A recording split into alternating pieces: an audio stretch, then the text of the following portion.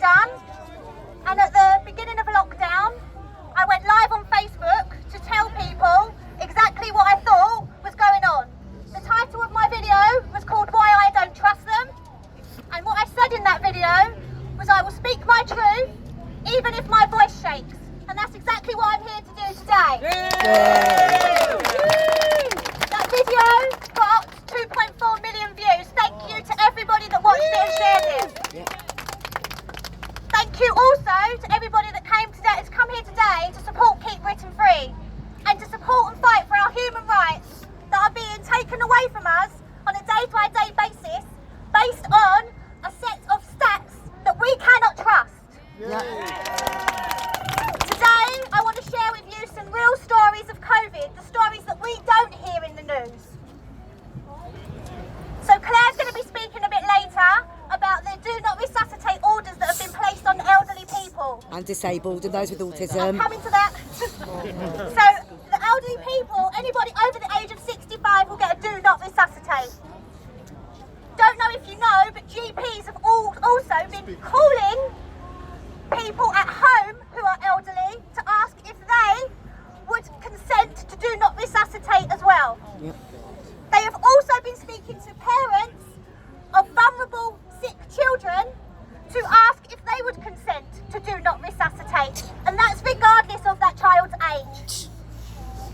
The National Institute of Clinical Excellence initially asked parents of children with learning disabilities, cerebral palsy and autism to be assessed for clinical fragility so they could also be denied treatment and given a do not resuscitate order.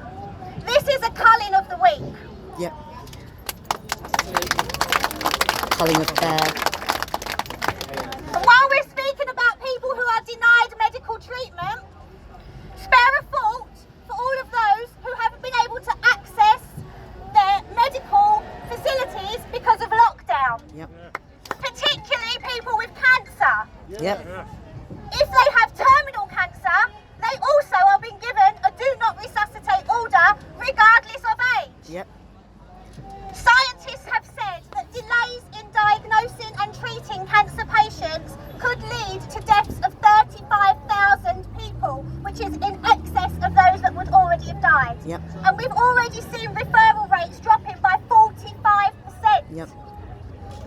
Oncologist departments are laying idle, but guess what they're still running? The baby vaccination clinics. Yep. What a skewed set of priorities they've got.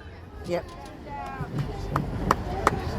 So because of the viral video, I've had a lot of people contact me who are in the medical profession, and they've wanted to share with me stories anonymously of what they are seeing. Now, I'm going to tell you some of the things that I have been shown. I've been shown videos of empty hospitals and wards all the way through this pandemic. Someone got I've been told that ambulance drivers are sitting idle on stations for 8 hours at a time, all the way through this pandemic. I've been told about a 91-year-old lady that fell over at home and hurt her hip, that had to be taken onto a hot zone of a hospital, which is a COVID ward, because she had a temperature at the time. 91 years old. You tell me that's not a culling of the week. It is. Families are being told that their relatives have died comfortably with someone, when in fact they've died alone. Yep. Tests are being returned as positive when they are actually unused. A nurse put a fake name on and it came back positive. Yep. Really reliable tests we've got there, people. Death certificates are being certified as COVID, when quite clearly they died of something that wasn't COVID related. Patients are being tested negative and then put onto a COVID ward. One mother shared with me that her son had been killed in a road traffic accident on a motorbike, and they put COVID on his death certificate. And I've had this story repeated under different circumstances time and time and time again. Yep. Families of the deceased have been told, if you allow us to certify the death as COVID, we'll release the body quicker. Is that better? Is that better? Let's go. Then we've got the inaccurate use of ventilators, and little to no post-mortems. No. I know these people are only following orders from the General Medical Council. I know that. They're telling me that. But while the general public are clapping for the NHS, I am thoroughly disappointed at how complicit they have been in this. Silence is compliance. Yep. And if you're in the NHS, then speak out. Yes!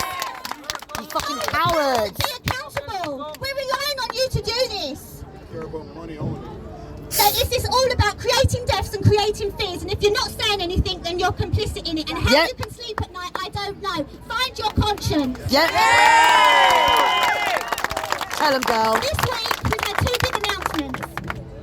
So, one thing I want to say is, when you get whistleblower testimonies, and I've shared them on my page, people have said, oh, but they're anonymous, you could be making it up, we don't know they're true. So let's look at some stats and facts that back up what my whistleblowers are saying. We've had two big announcements this week alone. Yep. My cards are out of order. They're not. I just changed them too quickly. Hang on for me. Sorry. Okay. I'm here. So, Great, Jack. Doing great, Jack. let's look up some of the stats and facts that back up the whistleblowers. First of all, on April the 10th, we had the coronavirus bulletin. Patrick Vallance said that deaths are being certified incorrectly. He admitted that. His actual words were, haven't necessarily been infected because haven't necessarily been tested. Yep. On July the 3rd, the government admitted that we've had 30,000 tests come back as positive when actually they weren't. No. And then this week alone, we've had the two big announcements. We've said that we're going to mandate masks in shops. Yep. 4 months into a pandemic. Yep. In a week where COVID only was responsible for 4% of the deaths. Yep. And it still says on the government website the masks do little to protect you. Yep.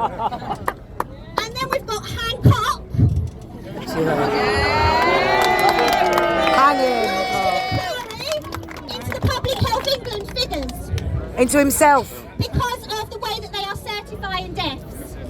It's his Really department. interestingly, what they've been doing is frequently checking their database for people that tested positive for COVID, Let's see if they and got then it. seeing if them people are still alive.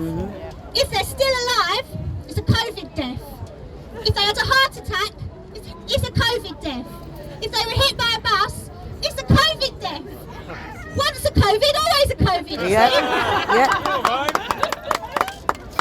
So in conclusion, we shut down the world, we destroyed the economy, we exacerbated the mental health crisis, And I think all to stop we Trump. denied our children socialising and schooling, we disrespected and dishonoured our elderly, all based on a set of stats that we clearly cannot trust. Simon Dolan launched a judicial review for a disproportionate lockdown, and the judge ruled in the government's favour. How deep does this corruption go? How many more lies will we be told? And my question to you today is, how much longer are you going to tolerate this? I'll never have. I won't. Time to reclaim your power, people! Yes. Time to say, we do not consent! We do not consent!